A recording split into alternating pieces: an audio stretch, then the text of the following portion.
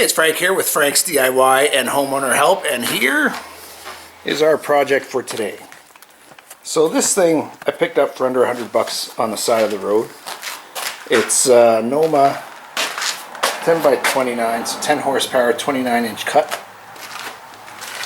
with a Tecumseth engine on the back. And the owner said that he's having problems with it not continuing to run, so it runs for a little bit and then stops. And so I brought it home and I bought it figuring I could do a carb, either a carb tune-up or a carb kit on it, you know, for under $20 and get it going. But then this is what I discovered when I brought it home. So check this out. The thing has got next to no oil in it. So you see that's supposed to be in the hash mark area, which you can see there. It's not even close to it. So I was going to do an oil change on it to get it going, and then the carb kit job. But for now I'm just going to add oil. I'm going to add this 5W30 to it and see if maybe it was just overheating, or if there's some kind of a cutoff that shuts it off when it is at the low oil level. If I could do that and that's what the problem was, then I'm absolutely laughing for a huge bargain on this machine. So we'll try that, get it going, see if it wants to stay running.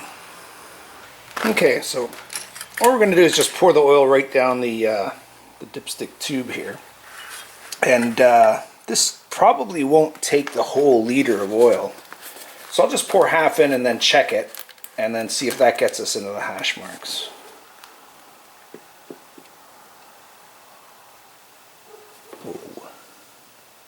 Almost overflowed there because I just was pouring it in a little too fast and wasn't allowing any air to get in as well.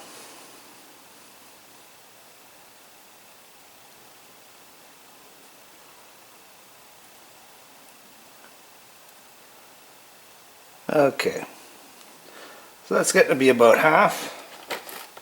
Let's just check the stick and see how it's doing.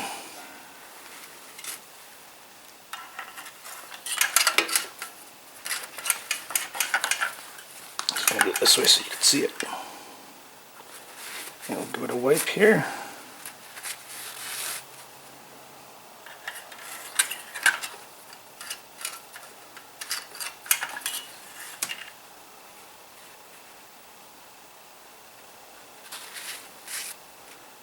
Let's just try and put it in without screwing it in. Yeah, so maybe it's even a little overfilled now, so I'll remove a little bit of it just to keep it under the hash marks. So next I'm going to remove the pan down here behind the drive wheels, because I saw some grass. See how there's some grass sticking out of it there? I want to make sure there's not a critter that's moved into there, because there's a lot of space for them to move in and maybe make a nest. So I just want to make sure that's not the case. So I'm going to tilt the whole thing onto the front auger, and to do that I'm just going to put this saran wrap in the cover the gas container, so hopefully it'll make a better seal. These things don't always seal very well, and when it's very full, when I tip it up, there's a good chance it's going to leak. So hopefully this will prevent it from leaking. I'm not really worried about the oil leaking. That's usually a pretty tight system. Let's see how it goes.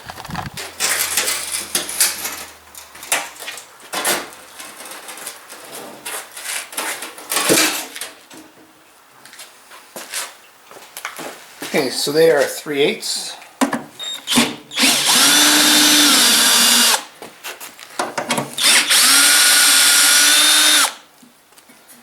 Let's see how this comes out.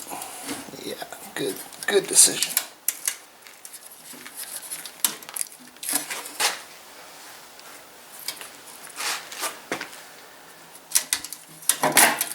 Looks like there's 2 more bolts on the bottom there, which of course I can't reach.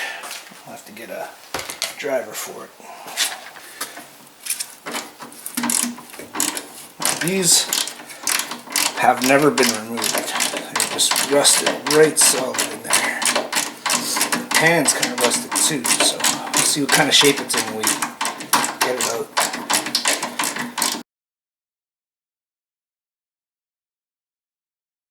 So look at the difference between the bolts on the bottom and the bolts on the top. So I can get some sun on there. There you go.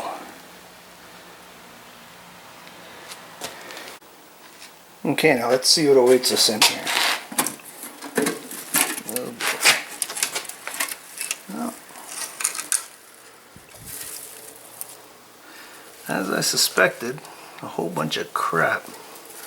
This doesn't look like it was a bird's nest. It just looks like it's been an accumulation of leaves. But I mean, look at it.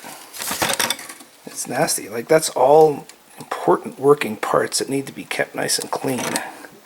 So we'll get rid of that, and we've got fresh oil in it now, so we'll spark it up and see how it goes. Okay, so you can see this looks a lot better now. Cleaned out a proper rat's nest out of it. It's just half of it.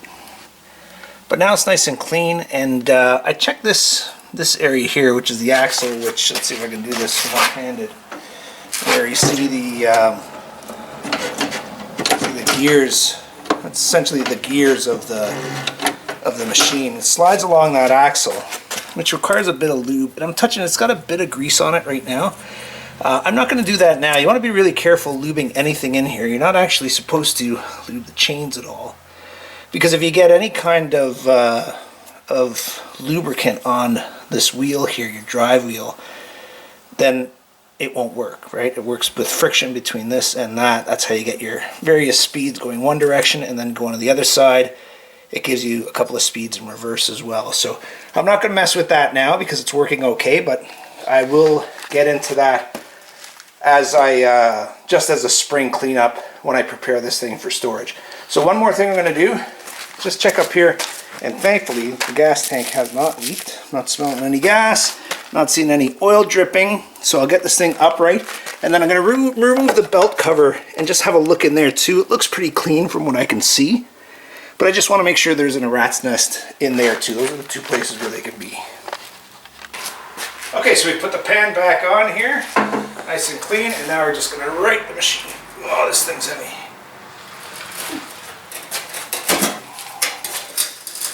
Alright, now we're just going to take off the belt cover here, have a quick look at the belts, and then we'll give her a try. Okay, so for the cover it looks like it's just a couple of what looks like 3/8 bolts, one of which is almost out there already. So let's see if they come off easily and expose those belts. 3/8. Yes, it does. Alright, so what do we got in here? So it's clean. I mean, my primary purpose for checking it out is to look for rat's nests. You can tell there was something there, see? Nowhere near as bad as the other, but I'll clean this up. Check out the pulley here. This belt's pretty loose, even after you tension it there. Oh no, that's pretty good. It's pretty good. Well, certainly the belts are on the old side. They could be renewed eventually. But again, what I want out of this machine is 5 years, and if I can get 5 years for what I paid for it, which was next to nothing, and if I can get it running okay, then I'm going to be happy. Okay, so now it's a bit of a moment of truth. See if it'll start and if it'll run and continue to run. That's the key. So we'll go fuel valve open. We will go full choke. Throttle about half. Key is in. Give it a couple shots of prime. We'll see that. Wants to go.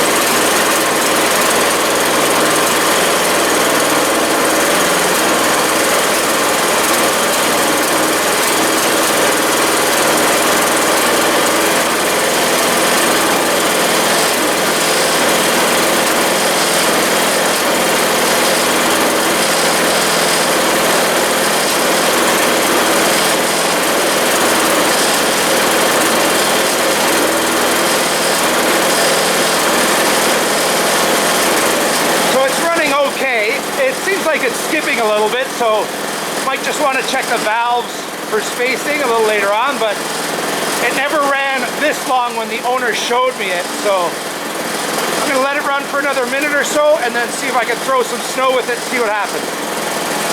Well, it's been running for a good 10 minutes now, so I'm going to see if it throws some snow.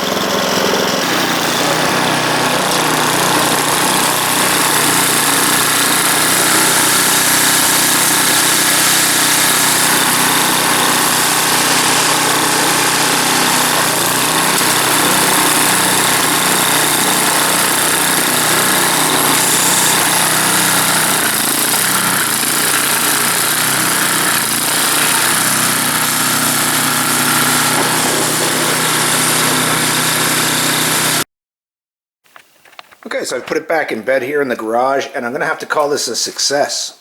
I ran it for a good 10-15 minutes, threw a bunch of hard ice pack snow, and it worked like a charm.